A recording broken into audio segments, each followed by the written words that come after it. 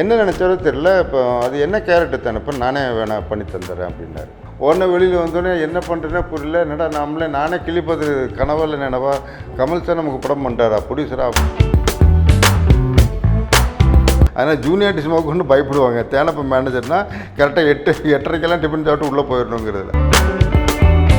இவ்வளோ பெரிய படம் இப்போ அவங்கெல்லாம் பயப்படுறாங்க, இவ்வளோ பெரிய இப்போ கவிதையிலே பயப்படுறாங்க நம்ம மேலே, நம்ம இது பண்ணி ப்ரூவ் பண்ணி காட்டுன்னு சொல்லி. இப்போ இந்த ஹீரோ இவங்களுக்கெல்லாம் வந்து ரொம்பலாம் அப்படி குனிஞ்சு போய் நின்று அவங்கள்ட்ட போய் பேசிக்கிட்டு ஒளிஞ்சிக்கிட்டுலாம் நிற்க மாட்டேன். டைம் சொன்னால் டைம். இப்போல்லாம் படம்லாம் ரஜினி சாருக்கு பயங்கர காமெடியாக இருக்கும். இதெல்லாம் பார்த்து அப்பப்போ கூப்பிட்டு நக்கல் பண்ணி கிண்டல் பண்ணின்னு இருப்பார். நான் எப்படி நிற்பேன், எப்படி ஃபோன் பேசுவேன். எடுத்து கொடுத்தோன்னே கமல் சார் சொன்னது அவருக்கு ஞாபகம் இருக்கா இல்லையான்னு தெரியல. நீங்கள் எல்லோரும் என் கூட எடுக்கணும்னு ஆசைப்பட்டீங்களே, எனக்கு ஒருத்தரோடு எடுக்கணும்னு ஆசையாக இருக்குது அப்படின்னாரு. எல்லோரும் ஆச்சரியப்பட்டாங்க, யாருன்னு ஸ்டில் ஃபோட்டோ வரைக்கும். அப்போது உடனே எனக்கு தேனப்பனோடு எடுக்கணும்னு சொல்லிட்டு என்னை கூப்பிட்டு வச்சு என்னை கட்டி பிடிச்சி ஒரு ஃபோட்டோ எடுத்து.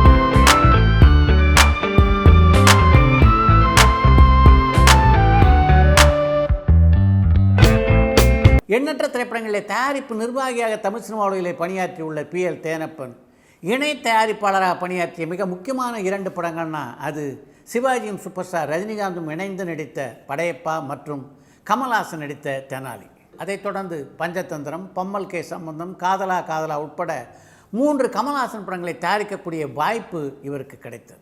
ஒரு காலகட்டத்தில் நடிகராகவும் தமிழ் சினிமா உலகில் அடியெடுத்து வைத்த தேனப்பன் பிரபல நட்சத்திரங்களான சிவாஜி, ரஜினிகாந்த், கமல்ஹாசன், மம்முட்டி உட்பட பல நட்சத்திரங்களோடு தனக்கு ஏற்பட்ட அனுபவங்களை பற்றியெல்லாம் இந்த நேர்காணலிலே சுவைப்பட பகிர்ந்து கொண்டிருக்கிறார். வணக்கம்.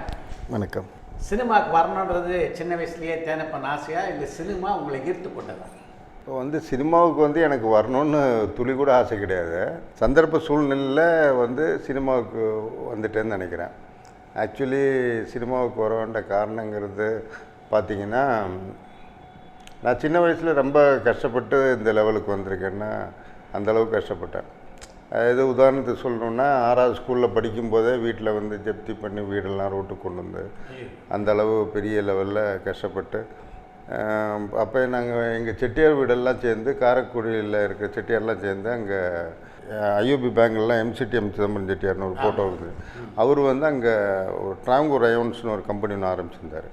அது நூல் ஃபேக்ட்ரி. அதனால நம்ம காரைக்குடியில் இருக்க செட்டியார் எல்லாரையும் வேலைக்கு கொண்டே வச்சார் அங்கே. அப்படியே எங்கள் அம்மா அப்பா அங்கே போய் செட்டில் ஆகி அங்கே பிறந்து நான் வளர்ந்தேன். அதனால் பிறந்து வளர்ந்ததுலேருந்து எல்லாமே மலையாளம் தான் படித்தேன். 10th வரைக்கும் படித்தது மலையாளம் தான். தமிழ் மீடியம்லாம் படிக்கலை, ஃபுல்லாக மலையாளம் தான் படித்தேன். அப்போ என் வீட்டுக்கு பக்கத்து வீடு நடிகர் ஜெயராம். அப்போ ஜெயராம் அவரோட அப்பா அதே ஃபேக்ட்ரியில் அக்கௌண்ட்ஸில் இருக்கார். எங்கள் அப்பா எலக்ட்ரிஷனாக இருந்தார். அதுக்கப்புறம் அந்த டைம் நிறைய சூழ்நிலை காரணத்தினால அந்த ஃபேக்ட்ரி மூட நிலப்பம் வந்ததுனால அப்பா சென்னைக்கு வந்துட்டார்.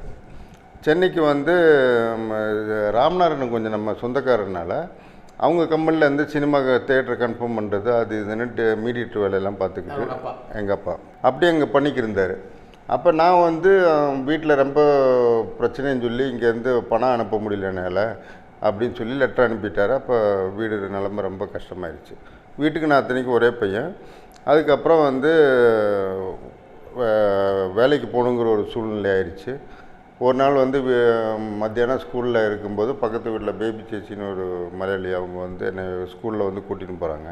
கூட்டின்னு போனாங்கன்னா என்னென்னு பார்த்தா, மத்தியானம் அந்த கவர்மெண்ட் ஆஸ்பத்திரியில் வெளியில் படுக்க வச்சுருப்பாங்க கேரிடோரில்.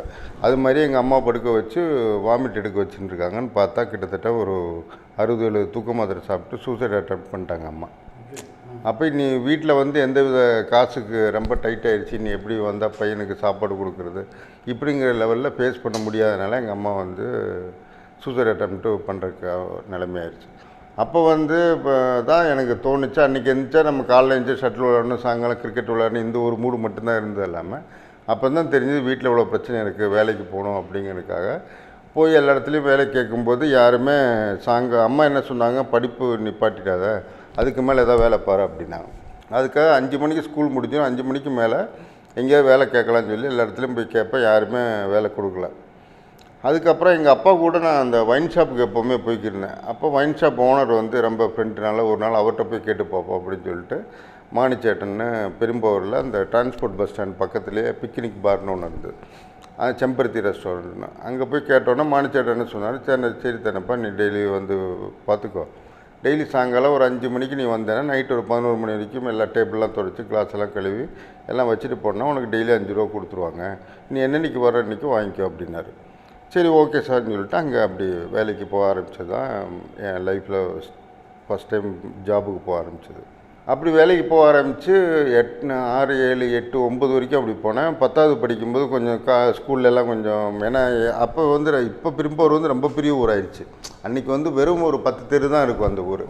இப்போ ரொம்ப பெரிய டவுன் ஆயிடுச்சு. இப்போ இந்த பெரும்போர் ஆண்டனின்னு மோகன்லாலோட ப்ரொடியூசர் இருக்கார், அவர்லாம் என் வீட்டு பக்கத்தில் தான் இருக்கார்.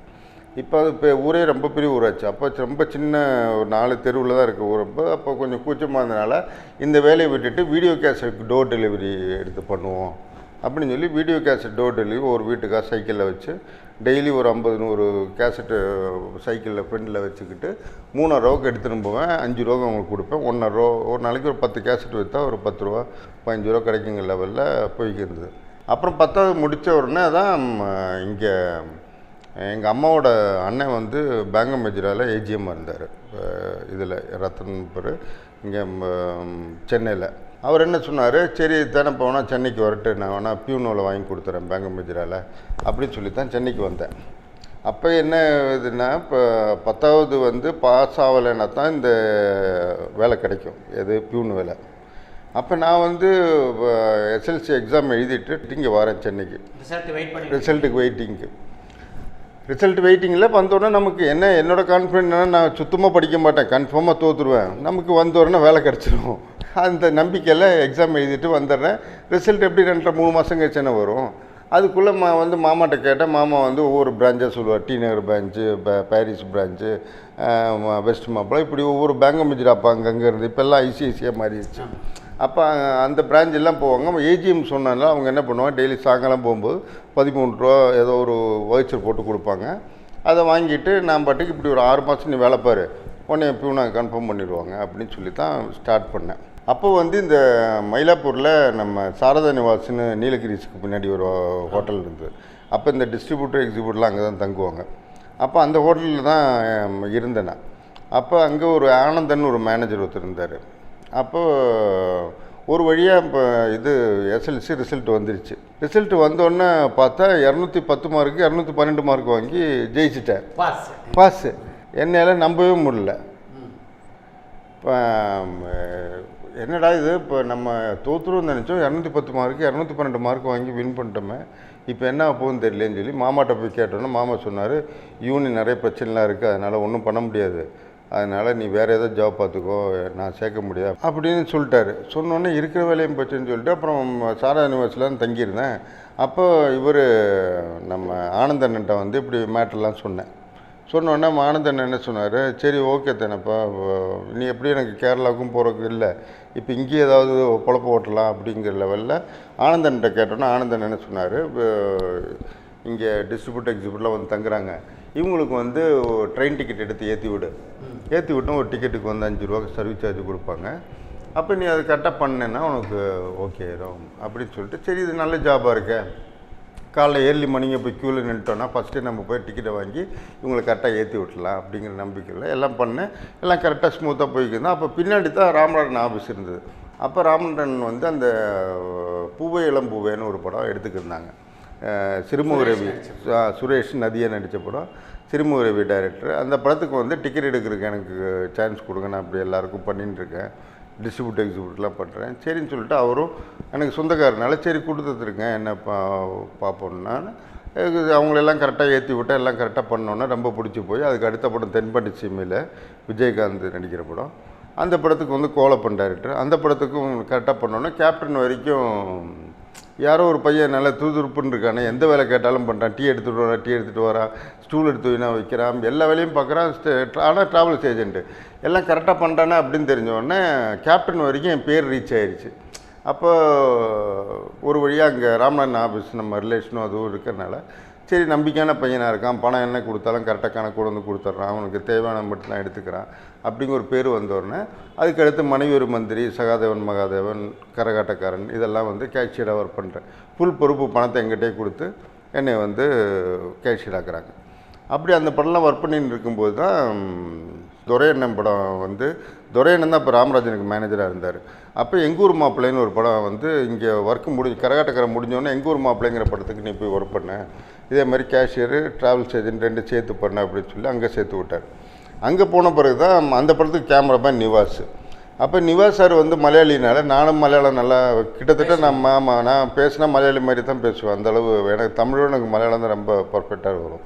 அதனால் மலையாளினால அவரும் என் மேலே ரொம்ப பிரியப்பட்டு தினப்பா அடுத்து எனக்கு ராமராஜன் டேட்டு கொடுத்துருக்காரு, அந்த படத்தில் நான் உன்னை ப்ரொடக்ஷன் மேனேஜர் ஆக்கிடுறேன் அப்படின்னு சொல்லிட்டு. அப்போ கராட்டக்காரன் ஷூட்டிங் நடக்கும்போது தான் இந்த மேனேஜ் யூனியன் வந்து அப்போ ரொம்ப பிரச்சனை பண்ணுவார். கோபின்னு ஒருத்தர் வந்து ஒரு வேட்டி கட்டின்னு எப்போ பார்த்தாலும் வந்து தகராறு பண்ணிக்கினே இருப்பார்.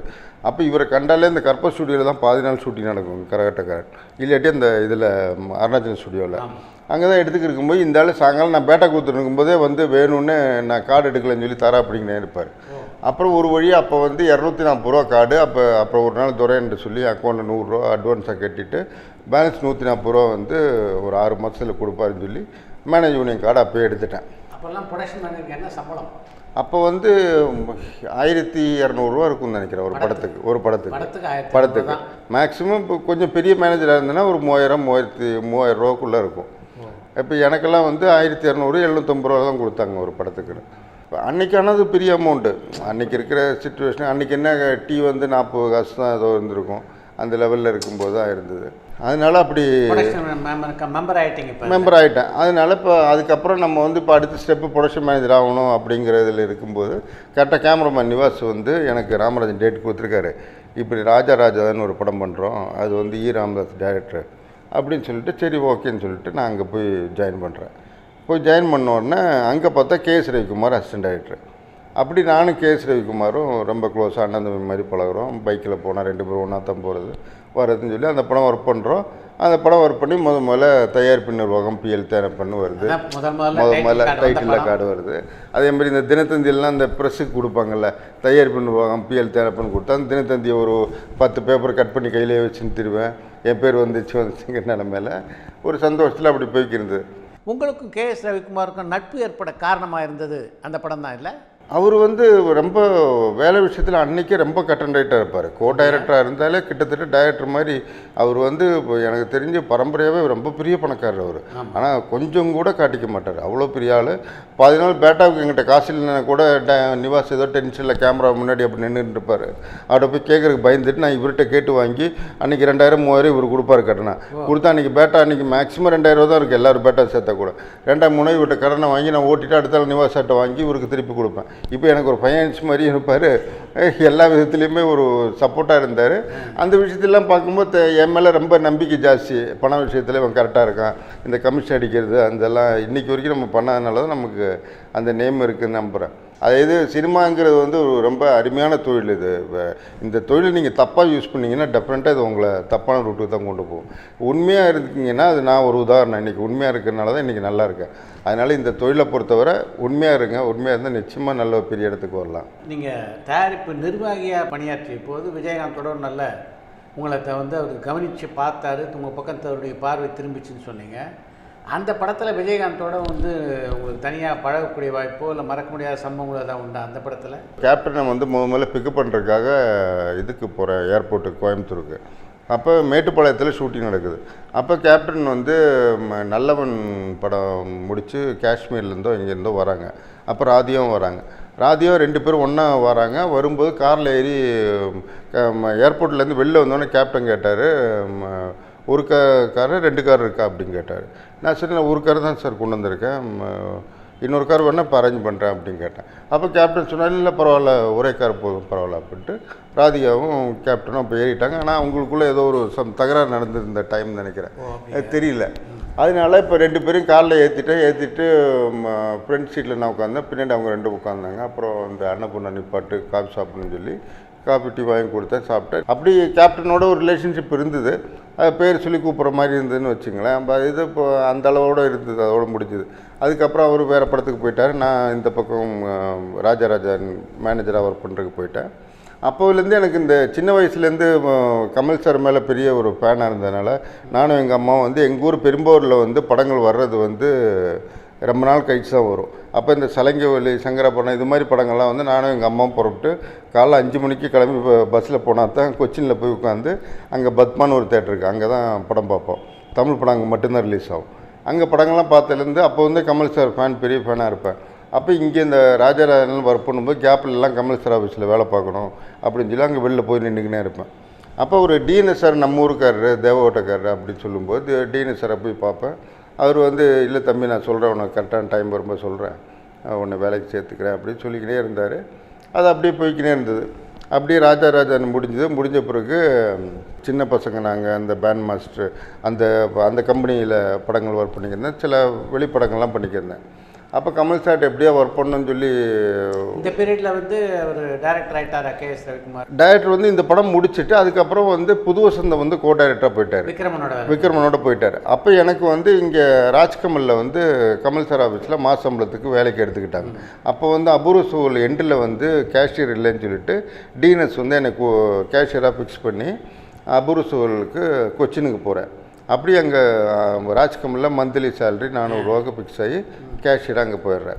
அங்கே போய் அதை ஒர்க் பண்ணி அதுக்கப்புறம் அபூர்வ சூழல் ஹிந்தியில் டப்பிங் பண்ணுறாங்க அப்புராஜான்னு, அதுவும் நான் ஒர்க் பண்ணுறேன். அது ஒரு 2-3 நாள் மட்டும் இந்த தமிழ் தெரிகிற வேர்டெல்லாம் வந்து ஹிந்தியில் மாற்றுறதுக்காக அந்த ஷூட்டு மட்டும் ஒரு 2-3 நாள் ஷூட் பண்ணோம். திருப்பி அந்த படம் வந்து டப் பண்ணி அப்புராஜான்னு ஹிந்தியில் ரிலீஸ் பண்ணுற வரைக்கும் ஒர்க் பண்ணி நல்லா அந்த படம் ஹிந்தியில் நல்லா போச்சு. இல்லை, உங்களுடைய கனவு கதாநாயகனான கமல்ஹாசனை எப்போ முதல்ல சந்திச்சிங்க? முதல்ல சந்தித்தேன்னு பார்த்தீங்கன்னா இப்போ ஏதோ கொஞ்சம் க்ளோஸாக பழகினேன்னு பார்த்தா குணா ஷூட்டிங்கில் தான். அது வரைக்கும் தேனப்பன்னு ஒருத்தர் வேலை பார்க்குறாங்கிறது இல்லாமல் நம்ம வந்து அவர் பக்கத்தில் கூட போக முடியாது. அவர் வர்ற பார்த்தாலே ஏதோ ஒரு நெருப்பு வர்ற மாதிரி தான் இருக்கும். அதனால் என்ன, நம்ம எங்கேயோ அண்ணாந்து பார்த்த ஒரு கமல் சாரை டக்குன்னு காலிலேருந்து இறங்கி நம்ம ஆஃபீஸுக்குள்ளே தான் வரேன். நான் அவர் ஆஃபீஸ் ஸ்டாஃபு, ஆனால் அவர் எங்கிட்ட பேசுகிறதோ நான் போய் அவர்கிட்ட பேசுகிறான சூழ்நிலை வரல. ஆனால் அவருக்கு வந்து இந்த மலையாளத்தில் பேசினா அவருக்கு ஒரு பெரிய ஒரு சென்டிமெண்ட் இருக்குது அவர் கமல் சாரை பொறுத்தவரை.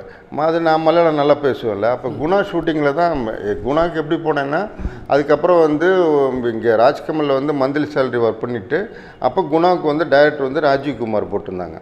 ராஜீவ்குமார் டெய்லி ட்ரிவாண்டத்தில் அப்போ இந்த சாணக்கியன் பண்ண டைரக்டர் அவர் தான் முதல்ல குணாவுக்கு டைரக்டர். ஆமாம், சந்தான பாரதிக்கு முன்னாடி. அப்போ ராஜீவ்குமார் டெய்லி ஏர்போர்ட்டில் போய் ட்ரிவாண்டத்தில் இருந்து வருவார்.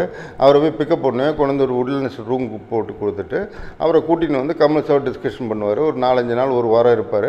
அதை டிஸ்கஷன் முடிஞ்சு திருப்பி அவர் ஏர்போர்ட்டில் கொண்டு போயிடுறது, இவர் கொண்டு போயிடுறது, கூட்டின்னு வருது. இது மட்டும்தான் என்னோடய வேலை. இப்படியே போய்க்கினே இருக்குது. இந்த குணாங்கிற படம் ஆரம்பிக்கவே இல்லை.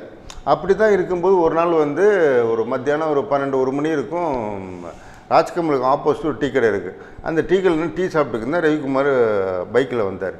வந்து என்ன தினப்பா இங்கே டீ சாப்பிட்டுருக்கு, வா 2 பேர் டீ சாப்பிட்லாம். 2 பேர் டீ சாப்பிட்டுக்கிட்டே சொன்னார், என்ன இப்படி சௌத்ரி சார் வந்து சூப்பர் குட்னு ஒரு படம் கம்பெனி சௌத்ரி சார் வந்து என்னை டைரக்டர் ஆக்க போகிறாரு, புரியாத புதிர்னு இந்த கன்னடத்தில் தர்கான்னு அந்த படத்தை வந்து ரீமேக் பண்ண போகிறோம், அதனால் நீ தான் வந்து ஒர்க் பண்ணணும் மேனேஜராக அப்படின்னாரு. நான் சொன்னேன், இங்கே மாச சம்பளத்துக்கு ஒர்க் பண்ணுறேன், அவர் விடுவாரா கமல் சார் ஆஃபீஸில் விடுவாரான்னு தெரில, நான் என்னோடய கனவே கமல் சார்கிட்ட ஒர்க் பண்ணணும்னு சொல்லி தான் வந்தேன். அவங்க இப்போ குணான்னு ஒரு படம் ஆரம்பிக்க சொல்லி ராஜீவ்குமார் வந்து போயின்னு இருக்காரு, இன்னும் ஒன்றும் ஆரம்பிக்கிற மாதிரி தெரிலண்ணே அப்படின்னேன். சரி நீ கேட்டு சொல்லு, நீ சண்டே வந்து சூப்பர் குட் அட்ரஸ் எழுதி கொடுத்தாரு. எழுதி கொடுத்து சண்டேவா நீ வந்து சௌத்ரி சாரை இன்ட்ரடியூஸ் பண்ணி விட்றேன் அப்படின்னாரு. அதுக்கப்புறம் சண்டே நான் போனோடனே சௌத்ரி சார்கிட்ட வந்து சொன்னார், என்னை எவ்வளோ நம்புறீங்களோ அதோட 200% தேனை பண்ணிங்க நம்பலாம் அப்படின்னு சொல்லி சௌத்ரி சார்கிட்ட சொன்னார். அன்னையிலேருந்து இன்றைக்கி வரைக்கும் சௌத்ரி சாருக்கு என் மேலே அந்த நம்பிக்கை தான். இது வரைக்கும் நானும் அந்த தவறு நடந்ததும் இல்லை. சௌத்ரி சார் என் மேலே அந்த நம்பிக்கை இன்றைக்கும் வச்சுருக்காரு, நானும் அது மாதிரி நடந்துக்கிட்டேன். அதுக்கப்புறம் வந்து ராஜ்கமலில் வந்து ஒரு 30 நாள் லீவ் கொடுங்க டிஎன்எஸ் சாரை கேட்டேன். அப்போ டிஎன்எஸ் சார் சொன்னார், இது சார் இது என்ன சார், இது என்ன இப்போ கம்பெனி, அது 30 நாள் லீவு, ஆமாம் கவர்மெண்ட் ஆஃபீஸ் சார், 30 நாள் லீவெல்லாம் கொடுக்க முடியாது, போகிறாங்க அப்படியே போயிருங்க சார் அப்படின்ட்டார். அப்போ திருப்பி இருந்து யோசிச்சு பார்த்தேன், என்னடா பண்ணுறது, உங்கள் ஷூட்டிங்கும் போக மாட்டேன்டா, டெய்லி 400 இல்லை மாத சம்பளம் வாங்குற வேறு, ஆனால் இப்போ வேலையே இல்லாமல் இருக்கிறது முடியல. சரி 2ல் 1 கடல் மேலே பாரத்தை போட்டு நேராக போய் டிஎன்எஸ் சார்கிட்ட வேலை வேணாம் சார் அப்படின்னு சொல்லிட்டு நேராக KS ரவிக்குமாரோட போய் புரியாத புதிர் சேரன் பாண்டியன் புரியாத புதிர் வந்து 28 நாளில் முடித்தோம் டே நைட்டு. அந்த படம் முடிஞ்சோன்னா அந்த படத்தில் கோ டைரக்டரு அசிஸ்டன்ட் டைரக்டர் இவன் சேரன் அதுக்கப்புறம் அந்த குரூப்பில் ஒன்றும் பெரிய டைரக்டராக பெருசாக வரல. அதில் நீங்கள் கமல்ஹாசன் ஆஃபீஸ் விட்டு வர்ற வரைக்கும் இந்த குணா படம் ஆரம்பிக்கவே இல்லை.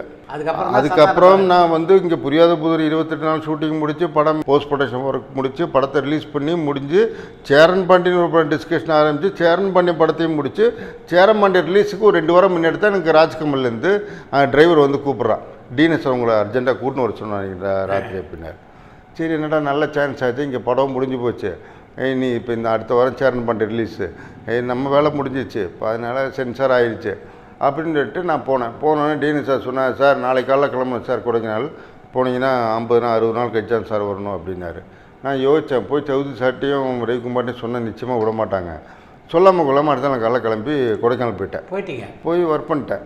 ஒர்க் பண்ணி 60 நாள் முடிச்சுட்டு 53 நாளோ ஏதோ கொடைக்கானலில், அதான் அந்த குணா கேவு அது இதெல்லாம் இருக்குமே அந்த இடம், அந்த லொக்கேஷனில் பயங்கர ஹார்ட் ஒர்க் பண்ணோம். அப்போ தான் ஒரு சில சிச்சுவேஷனில் கமல் சார் எங்க கூட பேசுகிறதும், அது நான் மலையாளத்தில் பேசுகிறதும், அவர் எங்க கூட பேசுகிறதும் மலையாளத்தில்னா எதுக்கு எடுத்தாலும் அப்புறம் அனுப்புகிற விളിக்கு அப்படி இப்படிலாம் மலையாளத்தில் பேசி அப்படியே ஓரளவு நல்ல ரிலேஷன்ஷிப் வந்துருச்சு. இந்த குணா படத்தினுடைய படப்பிடிப்பில் கமல்ஹாசனோட உங்களுக்குள்ள நெருக்கமான ஒரு அனுபவம்னா எதை சொல்லுவீங்க நீங்கள்? குணா பொறுத்தவரை நெருக்கமான அனுபவம்னா ஒரு தவணை பேசும்போது பெரிய ஒரு நெருக்கமான அனுபவமாக தான் நினைப்பேன். ஆனால் அவர் ரொம்ப சாதாரணமாக பேசுவார், நமக்கு அது வந்து பெரிய விஷயமாக தெரியும். அவ்வளோ பெரிய கமல் சார் நம்மளை கூப்பிட்டு சொல்லிட்டாரு, அதை பண்ணு இதை ரெடி பண்ணு அப்படின்னு சொல்கிறது. அது மாதிரி அதாவது குணாவை பொறுத்தவரை நீங்கள் வந்து நைட்டு 2 மணிக்கு அங்கே கொடைக்கானல் அந்த குளிரில் உட்காந்து ரெடியாகி அவர் அந்த தலை இப்படி இருக்கும், அதில் ஒரு கோணலாக இருக்கும். அப்போ அவர் 3 மணிக்கெல்லாம் மேக்கப் போட்டு 3:30 மணி 4 மணிக்கு பேரிஜத்துக்கு வந்தால் தான் 5 மணிக்கு திருப்பி அங்கேருந்து ஒரு ஜீப்பு வச்சு அந்த லொக்கேஷனுக்கு போகணும். அந்த வீடு போய் ஒரு செட்டு போட்டு பண்ணியிருப்போமே, அந்த இடத்துக்கு போகிறதுக்கு கிட்டத்தட்ட 5:45 ஆயிரும். அதுக்கப்புறம் 6 o'clock ஃபர்ஸ்ட் ஷாட் எடுப்பார். இதான் எனக்கு தெரிஞ்சு பயங்கர ஹார்ட் ஒர்க்குன்னா அந்த குளிர்லேயும் அந்த இடத்துல வந்து காலைல 6 மணிக்கு ஃபர்ஸ்ட் ஷாட் எடுத்து சாயங்காலம் வரைக்கும் பண்ணது குணா வந்து ஒரு பெரிய அனுபவம். அதுக்கு வந்து கேமராமேன் வந்து இவர் வேணும்னு மலையாளத்தில் நேஷ்னல் அவார்டு வாங்கினவர், அவர் தான் பண்ணார். இப்போ அதில் அனுபவம்னு பார்த்தா எனக்கு வந்து ரொம்ப அவரோட டச்சு கிடையாது, கொஞ்சம் டிஸ்டன்ஸ்லாம் இருந்து பேசிக்கின்னு தான் இருந்த இல்லாமல். அதுக்கப்புறம் வந்த பிறகு இங்கே வந்து கமல் இவர்கிட்ட கேஎஸ் ரவிக்குமார்ட்டையும் சவி சார் ஒரு நாள் ஆஃபீஸில் இருக்கும்போது போய் சொன்னேன், இப்படி சொல்லாமல் கொள்ளாமல் போன தப்பு தான் மன்னிச்சுங்க அப்படின்னோடனே, உனக்கு என்னடா குறை வச்சோம், உனக்கு என்ன சம்பளம் கேட்டால் நாங்கள் கொடுக்குறோம் இருந்தோம் சவி சாரும் ரவிக்குமாரும் சொன்னாங்க. இல்லை எனக்கு ரொம்ப ஆர்வத்தில் கமல் சார்கிட்ட போய் ஒர்க் பண்ணிட்டேன், அதனால் திருப்பி நாளைக்கு கிளம்புறேன் ஹைதராபாத், போனேன்னா இன்னும் 50 நாள் கழிச்சா வருவேன் அப்படின்னேன். அப்போ சரி போய் தொலை அப்படின்னு சொல்லி விட்டாங்க. அதுக்கப்புறம் நான் திருப்பி ஒரு 50 நாள் போய் ஹைதராபாத்தில் போய் ஒர்க் பண்ணிட்டு படத்தை முடிச்சுட்டு வந்துட்டோம். வந்து குணா முடிச்சுட்டு வந்து இங்கே வந்து ஊர் மரியாதை, அப்புறம் புத்தம்புது பயணம், இங்கே இவர்கிட்ட ஒர்க் பண்ணிக்கினே இருக்கேன். கேஎஸ் ரவிக்குமார் படங்கள் லைனாக சூப்பர் குட்டில் போய்க்கினே இருக்குது. இது நடுவில் ஃப்ரீயாக இருக்கும்போதெல்லாம் சௌத்ரி சார் என்ன பண்ணுவார், ஏன்னா ஆஃபீஸில் ஒரு நம்பிக்கையான பையன் நான் தான் அப்படின்னு சொல்லிட்டு பெரும்புள்ளி நடந்தாலும் வேறு ஏதோ டயட் படங்கள் நடந்தாலும் தேனப்பட்ட தான் பணத்தை கொடுத்து அனுப்புவார். இப்போ என் மேலே அந்த நம்பிக்கைனால இப்போ மைசூரில் பெரும்புள்ளி ஷூட்டிங் நடக்குது, தேனப்ப நீ பணம் எடுத்துகிட்டு போய் இருந்து அங்கே எல்லாம் பார்த்துக்கிட்டு அங்கேயே இருந்துட்டு ஷெடியூலில் முடித்து பேக் பண்ணி எடுத்துகிட்டு வான்னு சொல்லி அனுப்புவார் என்ன. அந்தளவு சௌத்ரி சார் ஒரு நம்பிக்கையான ஆளாக இருந்தேன். அப்படி அந்த படங்கள்லாம் போய்க்கிருந்தது. அப்புறம் ஒரு நாள் இது தேவர்மன் ஒர்க் பண்ணுறதுக்காக கமல் சார் ஆஃபீஸ்லேருந்து கூப்பிட்டாங்க. அப்படி தேவர்மன் படத்துக்கு 17,500 ரூபா எக்ரிமெண்ட் போட்டு என்னை அந்த படத்துக்கு மேனேஜராக கன்ஃபார்ம் பண்ணுறாங்க. அப்போ அந்த படத்தில் வந்து வடிவேலுக்கு வந்து நான் சம்பளம் பேசுகிறேன், 6 மாதத்துக்கு எக்ரிமெண்ட்டு 15,000 ரூபா பேசி எக்ரிமெண்ட் வாங்குகிறேன் வடிவேல்கிட்ட. 6 மாதம் அனுமதி இல்லாமல் எங்கேயுமே போகக்கூடாது, எந்த எடுத்து படத்தில் நடிக்கப்படாதுன்னு சொல்லி 15,000 ரூபாய்க்கு 6 மாதத்தில் எக்ரிமெண்ட் வாங்குகிறேன் வடிவேல்கிட்ட. அப்படி வடிவேல் அங்கே போய் தேவர்மன் ஷூட்டிங்கில் போய் அதுவும் ஏடிசியில் ஒரு சின்ன சிங்கிள் ரூமில் தங்கியிருப்பார். அப்போ நடுவில் மஞ்சக்காமலை வந்தது, இப்போ ரொம்ப கஷ்டப்பட்டார் இப்போ வடிவேல். அப்போ நம்ம ஹாஸ்பிட்டல்லாம் கூட்டின்னு போயிட்டு மஞ்சக்காமலைக்கு அந்த இதெல்லாம் பண்ணுவோம் இல்லையா, வேப்பிலெல்லாம் கட்டி அதெல்லாம் பண்ணி நம்ம அப்போ ஷெட்யூல்லாம் கொஞ்சம் தள்ளி வச்சு அப்போ அந்த டைம் வந்து எல்லாம் ஃபேஸ் பண்ணி இப்போ அது வடிவேல் இன்றைக்கி இந்த அளவுக்கு பெரிய அளவுனா அவரோட ஹார்ட் ஒர்க்கு தான் சொல்லணும் மாதிரி. அப்போ அந்த படம் வந்து ஒர்க் பண்ணிக்கிருந்தோம் தேவர்மன். நீங்கள் பல நடிகர்களோடு பணியாற்றிருக்கீங்க, இதில் யாரோட பணியாற்றியது உங்களுக்கு ரொம்ப திருப்தியாக இருந்தது? அதாவது என்னை பொறுத்தவரை எனக்கு வேலை தர்றது வந்து வேலை சொல்கிறது வந்து டைரக்டரு, சம்பளம் கொடுக்குறது ப்ரொடியூசர், இவங்க 2 பேருக்கு தான் நான் வந்து வளைஞ்சு கொடுப்பேன். இல்லாமல் நான் என்ன சொல்ல வரேன்னா, இப்போ இந்த ஹீரோ இவங்களுக்கெல்லாம் வந்து ரொம்பலாம் அப்படி குனிஞ்சு போய் நின்று அவங்கள்ட்ட போய் பேசிக்கிட்டு ஒளிஞ்சிக்கிட்டுலாம் நிற்க மாட்டேன். டைம் சொன்னால் டைம், உங்கள் வேலை நடிக்கிறது, என் வேலை மேனேஜர் வேலை. நீங்கள் சம்பளம் பேசுக்கு சம்பளம் வாங்கி தர வேண்டியது என் கடமை, நீங்கள் நடிக்க வேண்டியது உங்கள் கடமை. அந்த லெவலில் தான் நான் பார்த்துப்பேன். இல்லாமல் ரொம்ப போய் ரகுவரன் ஆகட்டு இவங்களாகட்டும் யார்ட்டையும் ரொம்ப அந்த அட்டாச்மெண்ட்டே எங்கள் யார்ட்டையுமே வச்சுக்க மாட்டேன். நீங்கள் வந்து ஒரு தயாரிப்பு நிர்வாகியாக ஒரு ஸ்ட்ரிக்ட் ஆஃபீஸராக இருந்திருக்கீங்க. உங்களுடைய பார்வையில் அப்போ நடித்த நாயகர்கள் யார் யார் உங்களுக்கு வந்து இவங்க கரெக்டாக இருக்காங்க அப்படின்னு தோணுச்சு? அப்படின்னு சொல்கிறது பார்த்தா இப்போ ராமராஜன் வந்து ரொம்ப கரெக்டான டைமிங் கீப்பப் பண்ணுவார். ஐ திங்க் சரத்குமாரும் ஆல்மோஸ்ட் டைம் கீப்பப் பண்ணுவார். ரகுவரனை பொறுத்தவரை தெரியுமே, அது தெரிஞ்சு தான் நம்ம வந்து காலை விடுற மாதிரி. இப்போ டைரக்டர் பாலா வச்சு படம் எடுத்தால் என்ன எந்த அளவுக்கு போகுங்கிற மாதிரி, அது மாதிரி நம்ம தெரிஞ்சு தான் ரகுவரனை பொறுத்தவரை பெரிய. ஆனால் வந்த ஒரே டேக்கு தான். இப்போ நடிகர் கார்த்திகை வச்சு பிஸ்தான்னு ஒரு படம் பெருமன் நடராஜன் பண்ணார். அந்த படத்தை கார்த்திக் வந்து வெளியில் அப்படி இப்படியெல்லாம் சொன்னாங்க. ஆனால் எங்களுக்கு எந்த பிரச்சனையும் கிடையாது. நாங்கள் ஒரு படம் பண்ணோம், கரெக்டாக சொன்ன டேட்டில் பெருமன் நடராஜன் என்னைக்கு ஆனர் பண்ண சொன்னோமோ அன்றைக்கி ஆனர் பண்ணிட்டு படத்தை முடிச்சு கொடுத்துட்டோம். அதாவது கார்த்திக் எங்களுக்கு எந்த பிரச்சனையும் இல்லை. ஆனால் வெளியில் அப்படி சொல்லுவாங்க. அது மாதிரி எங்களுக்கு வந்து பெரிய நடிகர் சைடு வந்து எங்கள் ரவிக்குமார் சாருக்கும் எங்களுக்கும் நாங்கள் ஹேண்டில் பண்ணுற விதத்தில் யாரும் எங்களுக்கு பெரிய லெவலில் டார்ச்சர் கொடுத்த மாதிரி ஞாபகம் இல்லை. கேஎஸ் ரவிக்குமார் சார்கிட்ட வந்து டில் படையப்பா வரைக்கும் நான் ஒர்க் பண்ணேன்னு வச்சுங்களேன். இப்போ அதுக்கப்புறம் ப்ரொடியூசர் ஆகிட்டேன்னா, அதுக்கு முன்னாடி வரைக்கும் எப்படின்னா எனக்கு தெரிஞ்சு கவிதாலயா வந்து முத்து படம் ஒர்க் பண்ணுறோம். ஒர்க் பண்ணும்போது கவிதாலயில் வந்து நான் அதுக்கு முன்னாடி நாட்டாம படம் தான் ஒர்க் பண்ணியிருக்கேன். எனக்கு தெரிஞ்சு கொஞ்சம் அதே நாங்கள் எடுக்கும்போது சின்ன படம் ரிலீஸ் ஆன பிறகு அது பெரிய படமாயிடுச்சு. அதனால் அதான் என்னோடய கடைசி அனுபவங்கிறது. அப்போ இந்த படத்தில் வச்சு பார்க்கும்போது இவர் கேஎஸ் ரவிக்குமார் சார் வந்து எப்போ அட்வான்ஸ் வாங்கினாலும் அவருக்கு ஒரு அட்வான்ஸ் எனக்கு ஒரு அட்வான்ஸ். இப்படி தான் நாங்கள் பண்ண எல்லா படத்துக்குமே அவர் அப்படி தான் வாங்கி தருவார். நானும் அவரும் ஒன்றா தான் போவோம், ஒன்றா தான் வாங்கிட்டு வருவோம். இது இப்போ அப்போ அப்படி இருக்கும்போது முத்துவுக்கு வந்து கவிதாலயங்களை கன்ஃபார்ம் பண்ணும்போது ரவிக்குமாருக்கு ஒரு அட்வான்ஸ் கொடுத்துட்டு ரவிக்குமார் சார் சொல்கிறாரு தேனப்ப தான் மேனேஜர், அவருக்கு ஒரு அட்வான்ஸ் கொடுங்கன்னாரு. அவங்களும் அன்றைக்கி இப்போ நல்ல நாள்னால எதுவும் பேசலை. புஷ்பா மேடமும் பாலச்சந்திரன் சாரும் கொடுத்துட்டு நான் போயிட்டேன். அதுக்கப்புறம் திருப்பி டைரக்டரை கூப்பிட்டு ரஜினி சார்ட்ட ஏதோ பேசிவிட்டு அதுக்கப்புறம் இவர் தேனப்ப வந்து ரொம்ப சின்ன படம் தான் பண்ணியிருக்காரு. இவ்வளோ பெரிய படம் முத்து வந்து தாங்காது, தேவையில்லாமல் நம்ம அந்த நாகப்பா ராமதுரை இப்படி யாராவது வச்சு பண்ணிக்கலாம் அப்படின்னு அவங்க சைடு ஏதோ அவங்க ப்ரொடக்ஷன் சைடு ஏதோ சொல்லியிருப்பாங்கன்னு நினைக்கிறேன். ஆனால் டைரக்டர் விட்டே கொடுக்கல. கடைசி வரைக்கும் தேனப்பம் தான் ஒர்க் பண்ணுவோம், என்னதாக இருந்தாலும் நான் பார்த்துக்கலாம் அப்படின்னு சொல்லி. அதுக்கப்புறம் இந்த மேட்டில் எனக்கு தெரிஞ்சோன்னே எனக்கு இன்னும் ப்ரெஷர் ஜாஸ்தியாகிடுச்சு. இவ்வளோ பெரிய படம் இப்போ அவங்கெல்லாம் பயப்படுறாங்க, இவ்வளோ பெரிய இப்போ கவிதாலேயே பயப்படுறாங்க நம்ம மேலே, நம்ம இது பண்ணி ப்ரூவ் பண்ணி காட்டுன்னு சொல்லி டே நைட்டு தூங்குறதே கிடையாது. 24 hours கவிதாலய ஆஃபீஸ்லேயே படுத்திருப்பேன், அந்த ரிசப்ஷன்லேயே தூங்குவேன், ரிசப்ஷன்லேயே எழுந்திருப்பேன், ரிசப்ஷன்லேருந்து எல்லாருக்கும் ப்ரோக்ராம் சொல்லுது. இப்படியே தான் அந்த படம் ஒர்க் பண்ணேன். ஆனால் ஒரு சின்ன கம்ப்ளைண்ட் கூட இருக்காது. படம் ரிலீஸ் ஆகி ஒரு 4 நாள் கழிச்சு படம் சூப்பர் டூப்பர் ஹிட் ஆகிடுச்சு. அதுக்கப்புறம் கே பாலாஜன் சார் என்னை ஒரு நாள் கூப்பிட்டாரு. 4 நாள் கழிச்சு கூப்பிட்டு என் கையில் ஒரு 1 லட்ச ரூபா படம் கொடுத்தாரு. கொடுத்துட்டு எனக்கு படம் பேசினதே 80,000, அதுவே எனக்கு எக்ஸ்ட்ரா 40,000 கொடுத்து 120 சம்பளம் கொடுத்துட்டாங்க. பேசினது 80,000 போக 120 கொடுத்துட்டாங்க. அது போக திருப்பியும் பாலாஜி சார் 1 லட்ச ரூபா கொடுத்தாரு எனக்கு. எதுக்குன்னு கேட்டோன்னா பாலாஜி சார் ஒரே வார்த்தை சொன்னார், நான் இது வரைக்கும் இந்த கம்பெனியில் வந்து 45 படமாக ஏதோ எடுத்திருக்கேன். இது வரைக்கும் எந்த ஒரு சின்ன படமாகட்டும் பெரிய படமாகட்டும் ஏதாவது ஒரு மேட்டருக்கு ராத்திரி 12-1 மணிக்கு எனக்கு ஃபோன் பண்ணி மினிஸ்டர்கிட்ட சொல்லு, இவர்கிட்ட சொல்லு, இல்லை அந்த கார்பரேஷன்கிட்ட சொல்லு, இல்லை உங்கள் தெரிஞ்சவங்க தான் நாராயண சபாவனர் யார்கிட்டயே சொல்லுன்னு சொல்லி ஏதோ ஒரு ரெக்கமெண்டேஷனுக்கு யாராவது எனக்கு ஃபோன் பண்ணாமல் இருந்ததே இல்லை.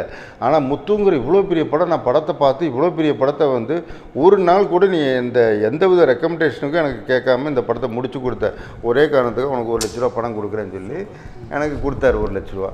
1 லட்ச ரூபாங்கிறது நீ கிட்டத்தட்ட 10 லட்ச ரூபாய்க்கு அதுக்கு மேலேயே 20 லட்ச ரூபாய்க்கு சமம் அன்றைக்கி. அந்தளவு அன்றைக்கி 1 லட்ச ரூபா கொடுத்தாரு. அது தெரிஞ்சோ தெரியலையோ தெரியல. அடுத்த நாள் கரெக்டாக ரஜினி சாரும் கூப்பிட்டாரு. ரஜினி சாரும் கூப்பிட்டு அதே மாதிரி இந்த அருணாச்சல கெஸ்ட் ஹவுஸுக்கு வா ஈவினிங் ஒரு 5 மணிக்கு அப்படின்னாரு. சரின்னு சொல்லிட்டு ஈவினிங் 5 அப்போ எனக்கு பரம்பரை ஷூட்டிங் வாசன ஹவுஸில் நடந்துட்டுருக்கு. எங்களுக்கு அடுத்த படம் ஆரம்பிச்சிருச்சு. அது கேபி மினிச்சு பாலு ப்ரொடியூசர்.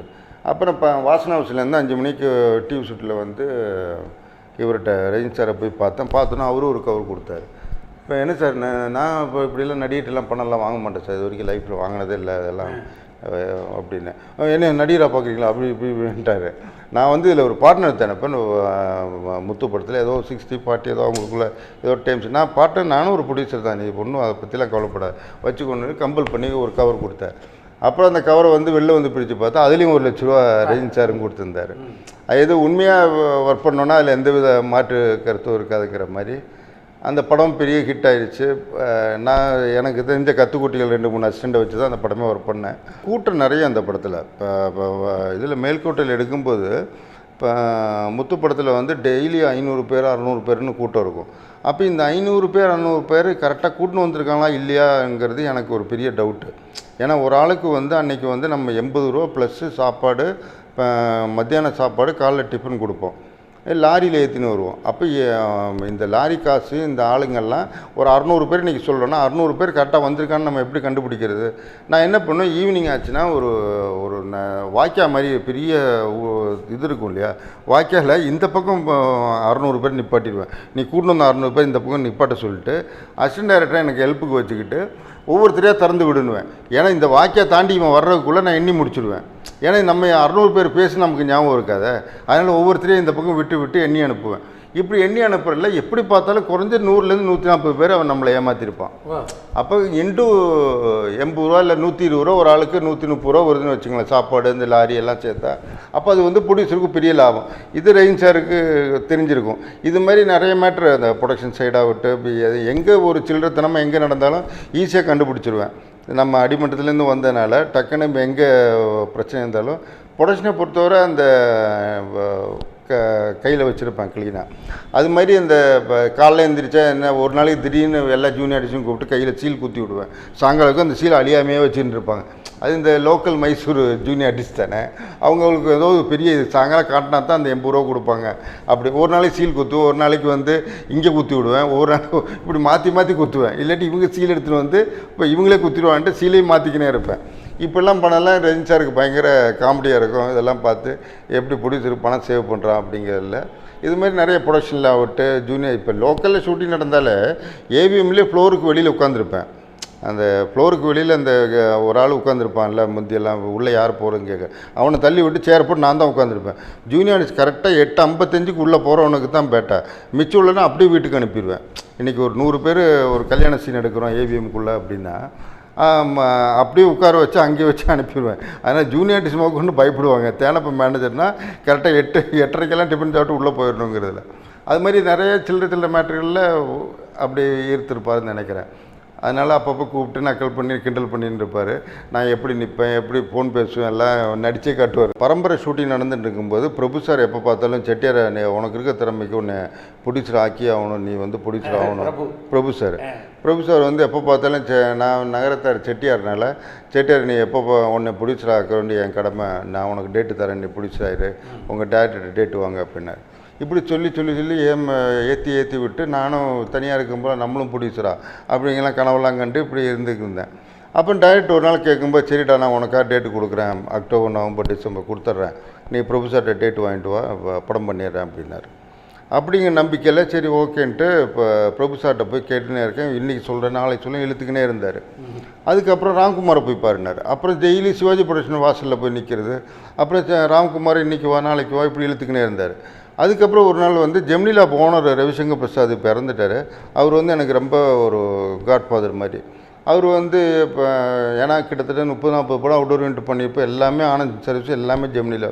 இது வரைக்கும் ஒரு டீ கூட அங்கே வாங்கி நான் குடிச்சது கிடையாது. அதனால் என் மேலே ஒரு பெரிய ரெஸ்பெக்ட் அவருக்கும். சரி தேனப்ப ப்ரொடியூசர் ஆகிறதுக்கு நான் ஃபினான்ஸ் பண்ணுறேன் அப்படின்னு அவரே சொல்லிட்டார். ஆனால் நானே வரேன் ராம்குமார் கூட, உனக்கு எல்லா ஃபினான்ஸும் நானே பார்த்துக்கிறேன் தேனப்பா, உன்னை ப்ரொடியூசர் கொண்டு எனக்கும் ஒரு கடமை இருக்குது, இவ்வளோ வருஷம் நீ சின்சியராக இருந்ததுக்கு அப்படின்னு சொல்லிட்டு அவரும் பாவம் 1க்கு 3 தவணை ராம்குமாரை வந்து பார்த்தாரு. இல்லை தேனப்பம் பண்ணணும், ஆனால் பேக்ரவுண்ட் எப்படி இருக்குன்னு தெரியல, அதான் நான் கேரண்டி இருக்கேன்னு சொல்கிறேன்னு அப்படியே நீங்கள் பயப்படுறீங்க, என் பேனர் ஜெமினி பிக்சர்ஸ் சொன்னாலும் போட்டுங்க, தேனப்பம் பேரையும் போட்டுங்க, பணம் எப்படியே ப்ரொடியூசர் ஆகுங்க அப்படின்னு சொல்லிட்டு பேசிங்கலாம் இருந்தாங்க. ஆனால் எதுவுமே பிடி கொடுக்கல. அப்போ தான் இந்த அவோஷன் மிகி ஹிந்தி ஷூட்டிங் நடக்குது. அவோஷன் மிகி ரிலீஸ் ஆகி சூப்பர் டூப்பர் ஹிட் ஆகிடுச்சு. ஆமாம், சாச்சி 420ன்னு டிஸ்ட்ரிபியூட்டர் எக்ஸிபியூட்டர் இந்த இவங்கெல்லாம் வந்து கமல் சாரோட ஃபோட்டோ எடுக்கணும். தாஜில் அன்றைக்கி ஃபங்க்ஷன் நடந்தது. அண்ணன் சாரோட ஃபோட்டோ எடுக்கணும் அப்படின்னு கேட்டாங்க. அப்போ நான் எல்லாரோடையும் எடுத்து கொடுத்தோன்னே கமல் சார் சொன்னது அவருக்கு ஞாபகம் இருக்கா இல்லைன்னு தெரியல. கடைசி எல்லோரும் எடுத்தாங்களே, எடுத்த பிறகு கமல் சார் ஒரு வார்த்தை சொன்னார், நீங்கள் எல்லோரும் என் கூட எடுக்கணும்னு ஆசைப்பட்டீங்களே, எனக்கு ஒருத்தரோட எடுக்கணும்னு ஆசையாக இருக்குது அப்படின்னாரு. எல்லோரும் ஆச்சரியப்பட்டாங்க, யாருன்னு ஸ்டில் ஃபோட்டோ வரைக்கும். அப்போது உடனே எனக்கு தேனப்பனம் எடுக்கணும்னு சொல்லிட்டு என்னை கூப்பிட்டு வச்சு என்னை கட்டி பிடிச்சி ஒரு ஃபோட்டோ எடுத்தால் அதான் எங்கள் ஆஃபீஸில் இன்றைக்கி மாட்டியிருப்பேன். அது மாதிரி சார் என் மேலே அந்தளவு ஒரு கான்ஃபிடண்ட்டாக இருந்துட்டு அப்போ வந்து சொன்னார். அப்போ சாச்சி 420 ஷூட்டிங் நடந்துட்டுருக்கு. அப்போ அன்றைக்கி கெஸ்ட்டாக பரேஷ் ராவல், ஜானி வாக்கர், தபு, ஐஷா ஜுல்கா எல்லாருமே அன்றைக்கி அந்த தாஜ் ஹோட்டலில் தங்கியிருக்காங்க. அங்கே தான் இந்த சில்லு ஜூப்ளி பார்ட்டி நடக்குது. அதனால் இப்போ கமல் சார் அன்றைக்கி ராத்திரி ஒரு 8வது நாள் ஷூட்டிங் நடக்குது. அப்போ அதுக்கு டைரக்டர் அப்போ வேறு டைரக்டர், ஒரு அட்வர்டைஸ்மெண்ட் டைரக்டர் தான் அதில் முதல்ல ஃபிக்ஸ் பண்ணியிருந்தது. அப்போது கமல் சார் நைட்டு ஒரு 2-3 மணிக்கு இந்த ஃபோட்டோ எடுத்த பிறகு சொன்னார், தேனப்ப நீ நாளையிலேருந்து என் படம் வந்து அவிஷன் ஹிந்தி நீ தான் ஒர்க் பண்ணும் அப்படின்னாரு. நான் ஒன்றே சொன்னேன், ஐயோ எனக்கு ஹிந்தியும் தெரியாது இங்கிலீஷும் தெரியாது, நான்லாம் ஒர்க் பண்ண முடியாது சார், தமிழ்னு ஏதோ மேனேஜ் பண்ணிடுவேன், எனக்கு ஹிந்தி இங்கிலீஷ்லாம் தெரியாது அப்படின்னா. உனக்கு என்ன பிரச்சனை, உனக்கு ஹிந்திக்கு ஒரு அசிஸ்டண்ட்டு, இல்லை தெலுங்கு பேசுகிறதுக்கு ஒரு அசிஸ்டண்ட்டு, இங்கிலீஷ் பேசுகிறதுக்கு ஒரு assistant, 2 assistant lady assistant ready பண்ணி தரேன், நீ ஒர்க் பண்ணுற அப்படின்னார். அதுக்கப்புறம் யோசிச்சு, இல்லை இங்கே தர்பார்னு ஒரு படம் நாங்கள் வந்து ஆல்ரெடி ஷூட்டிங் போகிறோம். அப்போ நாங்கள் ஒரு தர்பார்னு ஒரு கதை ரெடி பண்ணி வச்சுருந்தோம், இவருக்காக, சரத்குமாருக்காக, ஒரு அட்வொகேட், ஒரு வக்கீலோட கதை. கேஎஸ் ரவிக்குமார் டைரக்ஷனில், சூப்பர் குட் ப்ரொடியூசரு, தர்பார் படத்துக்கு டைட்டில். அப்போ வந்து ஷூட்டிங் போகிறோம் சார் நாங்கள் அடுத்த மாதம் எண்டில், இப்போ டிஸ்கஷன் நடந்துகிட்ருக்கு அப்படின்னா. ஒன்று ரவிக்குமார் சாரை சொன்னால் போதும் அப்படின்ட்டு ரவிக்குமார் சாரை கூப்பிட்டு டைரக்டர் சார் தேனப்ப நாளிலேருந்து நான் வேலைக்கு வச்சுக்க போகிறேன், நீங்கள் வந்து எதுவும் அப்ஜெக்ட் பண்ணாங்கன்னு. அவனை இப்போயே கூட்டின்னு போங்க, யாருங்க வேணாங்க அப்படின்ட்டார் டைரக்டர். உடனே இல்லைங்க அவர் இப்போ இப்படி தான் சொல்லுவார், காலையில் எழுந்துச்சு மொதல் ஃபோன் எனக்கு தான் பண்ணுவார், எங்கடா இருக்கா அப்படின்னு. அதனால் இதெல்லாம் இப்போ நான் ஒத்து வராதுண்ணே, அதெல்லாம் கிடையாது, நீ நாளிலேருந்து ஒர்க் பண்ணி ஆகணும்னு சொன்னோன்னே டைரக்டரும் அப்புறம் சரிடா போயிட்டு வாடா அப்படின்னு சொல்லிட்டாரு.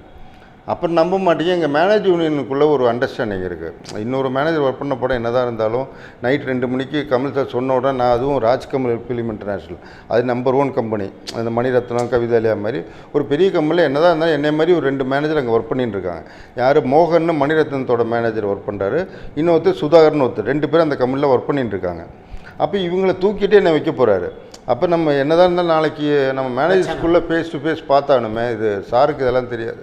அவன் நம்ப மாட்டேங்க, நைட்டு ஒரு 2 மணிக்கு நான் போய் மோகன் வீட்டில் போய் எழுப்பி மோகன்ட்டு இப்படி கேட்குறேன், இப்படி சார் இப்படி சொல்கிறார், நாளிலேருந்து ஒர்க் பண்ண சொல்லி நீ தப்பாக எடுத்துப்பீங்களா, என்ன பண்ணுறது தெரில மோகன் அப்படின்னா. மோகன் ஒன்று காலை பிடிச்சி, தெய்வமே நீயே ஒர்க் பண்ணு, நீ பண்ணிக்க அப்படின்ட்டார். அடுத்து அவன் காலையில் ஷூட்டிங் போகிறேன், நான் ஒர்க் பண்ணுறேன். அப்புறம் ஒரு 2-3 நாள் அந்த ஷெட்யூல் முடிஞ்சோடனே அந்த டைரக்டருக்கும் கமல் சாருக்கும் பிரச்சனை ஆகி அந்த டைரக்டரை தூக்கிட்டு கமல் சாரே டைரக்ஷன் அந்த படம் ஃபஸ்ட் டைம் டைரக்ட் பண்ணுறாரு. கமல் சாரை டைரக்ட்னு போட்டு சாச்சி 420 அந்த படம் நடக்குது. அப்போ அந்த படம் ஷூட்டிங் நடந்துட்டு இருக்கும்போது தான் இந்த பெப்சி படப்பாளி பிரச்சனை பெருசாகி பாலுமகேந்திரா பிரச்சனை முடிச்சு அவங்க அருணாச்சல் ஸ்டுடியோ ஷூட்டிங்கை நிப்பாட்டி, எங்கடா ஷூட்டிங் நடக்குது, நாடக ஆர்டிஸ்ட் பிரச்சனையில் நேராக வராங்க கேம்பகோலாவில். அப்போ கேம்பகோலாவில் வந்து எனக்கு வந்து கமல் சார் அந்த லேடி கெட்டப்பில் அந்த மீனாவை வச்சு ஒரு அந்த கண்ணை ஃபைட் பண்ணின்னு இருக்கும்போது ஒரு தகராறு வரும் இல்லையா, அந்த சீன் வந்து தபு வச்சு ஹிந்தியில் எடுத்துகிட்டு இருக்கும். அன்றைக்கி சாயங்காலம் 4 மணியோட தபுவோட டேட்டு முடியுது. அன்றைக்கி முடிஞ்சுன்னா தபு அதுக்கப்புறம் ஒரு 3 மாதம் கழிச்சு தான் வருது, லண்டன் போகுது.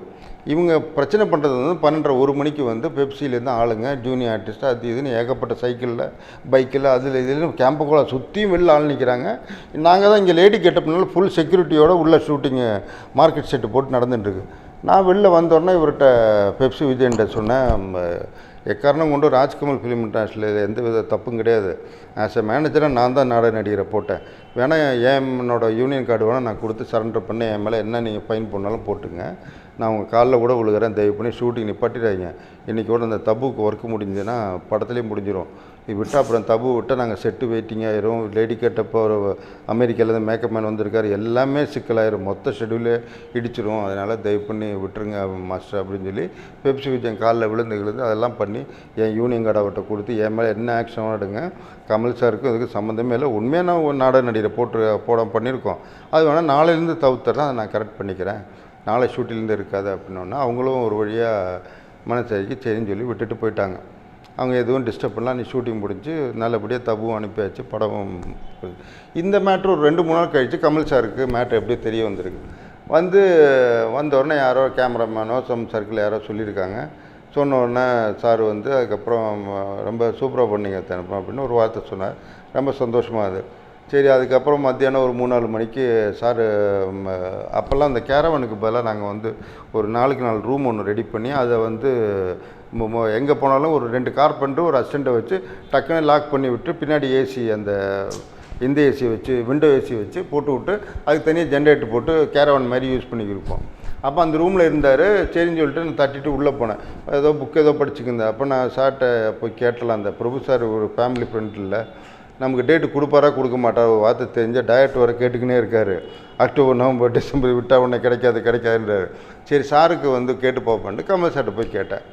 கேட்டோன்னே கமல் சார் வந்து இப்போ இப்படி பிரபு சார் வந்து எனக்கு டைரக்டர் ப்ரொடியூசர் ஆக்குறேன்னு சொல்லி நம்ம டேட் வாங்க சொன்னார். கேஎஸ் ரவிக்குமார் சார்கிட்ட அக்டோபர் நவம்பர் கொடுத்துட்டாரு. நீங்கள் ஒரு வார்த்தை ஒரு எஸ் ஒரு நோ சொல்லுங்கள். டேரக்டர் டெய்லி சமாளிக்க முடியல. டெய்லி போனால் என்னடா ஆச்சுன்றாரு. நான் எங்கே போய் கேட்குறேன்னு தெரில. ஜெமிலா ஓனர் வரைக்கும் எனக்கு ஃபைனான்ஸ் பண்ணுறேன்னு சொல்லிட்டாரு. எதுக்குமே எனக்கு செட் ஆகலை சார், நீங்கள் எஸ்ஆர் நோ கேட்டு சொல்லுங்கன்னு. உடனே அவரே வந்து கமல் சார் ட்ரை பண்ணுறாரு. பிரபு சாருக்கு என் நேரத்துக்கு பிரபு சார் லைனில் கிடைக்கவே இல்லை. ராம்குமார் சாரும் கிடைக்கல.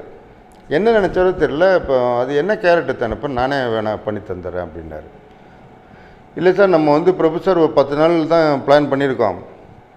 இவர் பிரபுதேவா தான் மெயின் கேரக்டரு அப்படின்னா. அப்படின்னா அந்த 10 நாள் நானே பண்ணி தந்துடுறேன், ரவிக்குமார் சாரை வந்து கதை சொல்லு அப்படின்னாரு. ஃபோன் கிடைக்காது உங்களுக்கு நல்லதாக. ஆமாம், அதனால் உடனே வெளியில் வந்தோடனே என்ன பண்ணுறேன்னா புரியல. என்னடா நானே கிளிப்பது கனவில் நினைவா கமல் சார் நமக்கு படம் பண்ணுறாரா ப்ரொடியூசரா அப்படி இப்படின்ட்டு ரவிக்குமார்கிட்ட போய் சொன்னால் ரவிக்குமார் உடனே சரிடா நான் போய் பேசிடுறேன்டா அப்படின்னு சொல்லி கதையெல்லாம் சொல்லி எல்லாம் ஓகே ஆயிடுச்சு. கதையெல்லாம் கேட்டு 10 நாள் பண்ணிட்டார். அது இப்போ அவசியம் ஹிந்தியும் முடிஞ்சு அவர் யூஸ் போயிட்டார். படம் ரிலீஸ் பம்பர் ஹிட் ஆகிடுச்சு ஹிந்தி படம். அவர் யூஸுக்கு ஏதோ போயிட்டார். இங்கே டிஸ்கஷன் ஆரம்பிக்க சொல்லிட்டாரு. கமல் சார் 10 நாளைக்காக ஒர்க் பண்ணிக்கினே இருக்கார். என்ன பண்ணாலும் கதையில் வந்து 10 நாளில் ஒட்ட மாட்டேங்குது. அப்புறம் கமல் சார் அவர் 10 நாளைக்கு 20 நாளில் கொடுக்க சொல்லு, ஃபுல் படத்துக்கு கொண்டு வந்துடலாம் அப்படின்னாரு ரவிக்குமார் சார். அது நான்லாம் கேட்க மாட்டேன் சார், எனக்கு 10 நாள் கொடுக்க பெரிய மேட்ரு. இப்போ போய் இன்னும் ஃபோன் பண்ணி 20 நாள்லாம் நான் கேட்க முடியாது அப்படின்னேன். சரி நானே கேட்குறேன்ட்டு ரவிக்குமார் சாரே ஃபோன் பண்ணி யூஸுக்கு பேசினார். பேசினோடனே கமல் சார்கிட்ட சொன்னார், என்னதான் இருந்தாலும் அவோஷன்மிக்கு அப்புறம் நம்ம 2 பேரும் சேர்ந்து பண்ணுற படம் அப்படி தான் ஜனங்களுக்கு தெரியும்.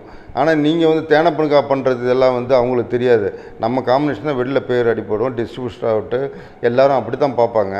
அதனால தேவையில்லை குழப்பந்தான். நீங்கள் இன்னொரு 10 நாள் சேர்த்து கொடுங்க, நான் படம் ஃபுல்லாக கொண்டு வந்துடுறேன் அப்படின்னாரு. அப்போ கமல் சார் என்ன மூட தெரியல, சரி பரவாயில்ல பண்ணுங்க நான் பண்ணி கொடுத்துறேன் அப்படின்ட்டார். அப்படி தான் அது காதலாவா உருவாகுது. அதுக்கப்புறம் இந்த படைய பெப்சி பிரச்சனையில் வந்து டைரக்டர்ஸ் எல்லாரும் சேர்ந்து ரவிக்குமார் சாரை பண்ணப்படான்னு சொல்லி அதை ட்ராப் ஆகி அதுக்கப்புறம் நைட்டு சிங்கித சீனிவாசரை டைரக்டாக போட்டு நாங்கள் பெப்சி சார்பாக நான் ஒருத்தர் மட்டும் ப்ரொடியூசரு நான் வந்து ப்ரொடியூஸ் பண்ணி அந்த படம் காலாங்கிறத ப்ரொடியூஸ் பண்ணுறேன். கமல் சார் பிரபுதேவாங்கிறது வந்து ஒரு பெரிய மிராக்கிள் காம்பினேஷன். அது என்ன தான் இருந்தாலும் டான்ஸில் வந்து கமல் சார் வந்து கொடி கட்டி பறக்கிறாருங்கிறது அந்த காலத்துலேருந்தே தெரியும். அந்த இன்றைக்கி நியூ இயருக்கு சாங்னா அது சகலகலா வல்லவன் சாங்கு தாங்கிற மாதிரி அதே மாதிரி பிரபுதேவா அன்றைக்கி ஒரு இந்தியா மைக்கேல் ஜாக்சனுங்கிற லெவலில் அன்றைக்கி அந்த மின்சார கனவெல்லாம் சூப்பர் டூப்பர் ஹிட்டு. பிரபுதேவா வந்து தமிழ் தெலுங்கு ஹிந்தி வரைக்கும் காதலும் எல்லாம் பயங்கர ரீச் ஆகிட்டார். அதனால் பிரபுதேவாவும் கமல் சாரும் ஒன்றா சேர்றங்கிறது ஒரு பெரிய ஒரு எக்ஸ்பெக்டேஷன் க்ரியேட் பண்ணுது. அப்போ பண்ணும்போது எனக்கு வந்து இப்போ நம்ப மாட்டேங்க, அந்த படத்துக்கு கமல் சாரை வச்சு படம் எடுத்து இண்டஸ்ட்ரியில் ஒரு 100 ரூபா கூட நெகட்டிவ் ஃபைனான்ஸ் வாங்காத ஒரே படம் காதலா தான். நெகட்டிவ் ஃபைனான்ஸே வாங்கலை அந்த படத்துக்கு. எல்லா படமுமே ஏரியா விற்றுட்டேன். மதுரை வந்து ஒரு டிஸ்ட்ரிபியூட்டரு, இப்போ கோயம்புத்தூர் வந்து திருப்பூர் சுப்ரமணியம், இப்படி எல்லாருமே போட்டு எல்லாருமே ஷெட்யூல் பேமெண்ட் போட்டு ஷெட்யூல் 5ஆம் தேதி க்ளீனாக எனக்கு பணம் அனுப்பிச்சாங்க. அந்த பணத்தை வச்சு க்ளீனாக படம் எடுத்துட்டேன். அதனால் எனக்கு எந்த வித பிரச்சனையும் இல்லை. என்ன ஒரே பிரச்சனை, இப்போ பெப்சி படப்பாளி ஒரு பிரச்சனை போயின்னு இருக்கு. இது வந்து நமக்கு தெரிஞ்ச டைரக்டர்ஸ் ரவிக்குமார்லேருந்து எல்லாம் அங்கே இருக்காங்க. இதான் ஒன்றும் இல்லாமல் பணத்துக்கு எனக்கு எந்த இதுவும் இல்லை. அதுவும் இல்லாமல் கமல் சார் என்ன சொன்னார் ஒரே வார்த்தை, உனக்கு வந்து படம் நீ பண்ணுறதுனால உனக்கு வந்து ஏதோ இப்போ ஃபினான்ஷியல் பிரச்சனைலாம் வரும்.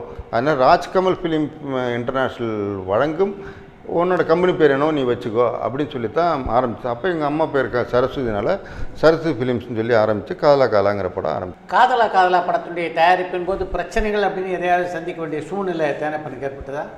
எனக்கு இப்போ ஃபினான்ஷியலாக எந்த வித பிரச்சனையும் ஃபேஸ் பண்ணல. இப்போ என்ன நம்ம டைரக்டர் ரவிக்குமார் சார் பண்ணலைங்கிற ஒரு வருத்தம் இல்லாமல் வேறு எதுவும் நான் பெருசாக ஃபேஸ் பண்ணல.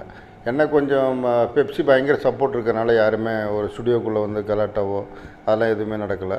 பர்ஃபெக்டாக ஷூட்டிங்கை பொறுத்தவரை நல்லா நடந்தது. ஏரியா பொறுத்தவரை டிஸ்ட்ரிபியூட்டர் எல்லோரும் வாங்கிட்டாங்க. நல்ல படமும் நல்லபடியாக ரிலீஸ் ஆகிடுச்சு. படம் ரிலீஸ் ஆன பிறகு பெரிய ப்ராஃபிட் கிடச்சிது. பெரிய ப்ராஃபிட் அடுத்த நாள் படம் ரிலீஸுக்கு அடுத்த நாள் காலைல இப்போ எடுத்துக்கிட்டு அவர் வீட்டில் போய் மொத்த பணத்தையும் எடுத்துன்னு போய் கொண்டு போய் கொடுத்தேன் சார் வீட்டில் மொத்தமாக கேஷ் இவ்வளோ இருக்குது, இவ்வளோ பேங்கில் அக்கௌண்ட்டில் இருக்குது, நீங்கள் எடுத்துங்க சார் அப்படின்னு. இல்லை எனக்கு கொடுக்கொண்ட சம்பளம் நீ கொடுத்துட்டேன். இது அவர் வந்து கேரளாவும் கர்நாடகாவும் ஓவர்சீஸும் தான் சம்பளமும் வாங்கிக்கினார். அதை நான் எடுத்துக்கிட்டேன். அதனால் எனக்கு சந்தோஷம், நீ சம்பாதிச்சு உனக்குள்ளது தான், நீ சொந்தமாக வச்சுக்கிட்டு உன் ஃபேமிலியை பார்த்துக்கோ அப்படின்னு சொல்லி மொத்தத்தை எங்கிட்ட திருப்பி கொடுத்துட்டாரு. அவருக்கு வேண்டது மட்டும் அந்த ஏரியா தான் எடுத்துக்கிட்டார். வேறு எந்த 100 ரூபா கூட கேஷாக வாங்கிக்கல அவர். அப்படியே அது பண்ணி அந்த படம் பெரிய லெவலில் எனக்கு ப்ராஃபிட் ஆகி பெரிய லெவலில் பேங்க் பேலன்ஸ் எல்லாம் வச்சுக்கிட்டு இருக்கேன். அப்போ தான் வந்து அடுத்த படம் எடுத்தால் மாட்டிப்போமோ அப்படிங்கிற பயத்திலேயே படம் எடுக்காமல் சும்மா சுற்றிக்கினே இருந்தேன். அப்போ தான் இந்த படையப்பாவுக்கு வந்து ரவிக்குமார் சார் பேசி சொல்லிவிட்டு ரவிக்குமார் சொல்லி இப்போ இவர் ரஜினி சார் சொல்லி என்னை ஒர்க் பண்ண சொல்லி கூப்பிட்டாங்க. சரி இது நல்லா இருக்கே, இது பிரச்சனையே இல்லை, பேங்க் பேலன்ஸ் அப்படியே இருக்கும், நம்ம பாட்டுக்கு சும்மா ஒரு மேனேஜர் மாதிரி ஒர்க் பண்ணுறது தானே அப்படின்னு சொல்லி அப்போ ரஜினி சார் வந்து கோ ப்ரொடியூசராக நீ ஒர்க் பண்ண தரப்பணும் அப்படின்னா சரின்னு சொல்லிட்டு அவர் ரஜினி சார் ப்ரொடியூசர், நான் கோ ப்ரொடியூசர் அப்படின்னு சொல்லி அந்த படம் ஒர்க் பண்ணுறேன். அப்படி படையப்பா ஒர்க் பண்ணி டெய்லி காலைல டிஸ்கஷன் போகிறது, டெய்லி இப்போ டிஸ்கஷனுக்கு போயிட்டு உட்காந்துருப்போம். கதையை பற்றி பேசுகிறதுக்கு நான் ரவிக்குமார் சார் கோ டைரக்டரு நாங்கள் 4 பேரும் போவோம்.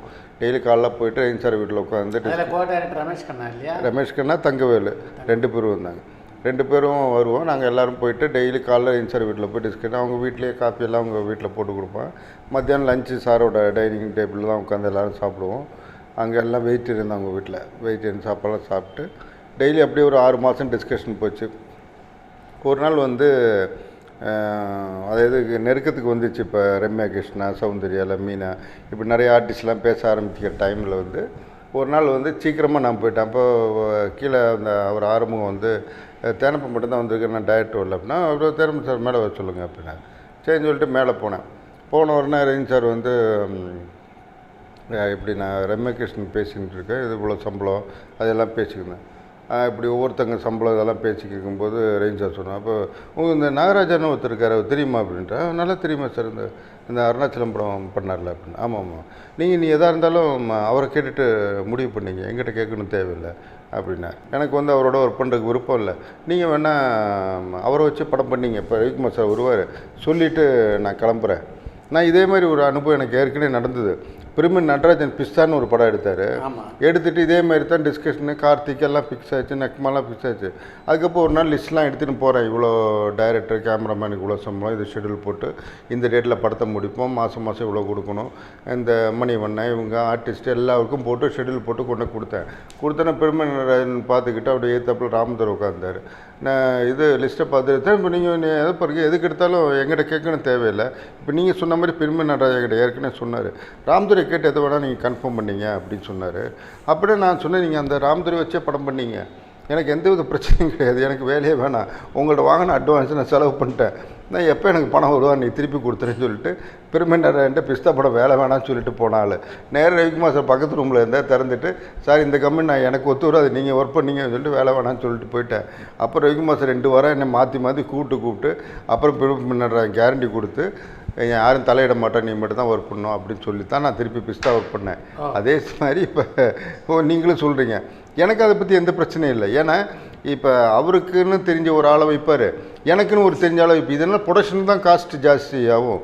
இது எங்கள் 2 பேர் ஈகோ வந்து ப்ரொடியூசருக்கு லாஸ் ஆகும். அதுக்கு நீங்கள் அவரை தான் நம்புறீங்கன்னா அவரை வச்சு படம் பண்ணிங்க, எனக்கு தேவையில்லை அப்படின்னு சொல்லிட்டு நாங்கள் ஐயோ நீ என்ன உடனே கோச்சிங்க அப்படின்னு பிடிச்சி உட்கார வச்சு அது வந்து படையப்பா ரிலீஸ் ஆகி அதுக்கப்புறம் 6 மாதம் வரைக்கும் அது சொல்லி என்ன நக்கல் அடிச்சுட்டு இருப்பார். அதே கடைசி வரைக்கும் நான் தான் ஒர்க் பண்ணு வச்சுங்க. நமக்கு அன்றைக்கே அந்த ஒரு கொஞ்சம் கொழுப்பு ஜாஸ்தின்னு வச்சுங்களேன். இது எனக்கு மடியில் கணம் இல்லை.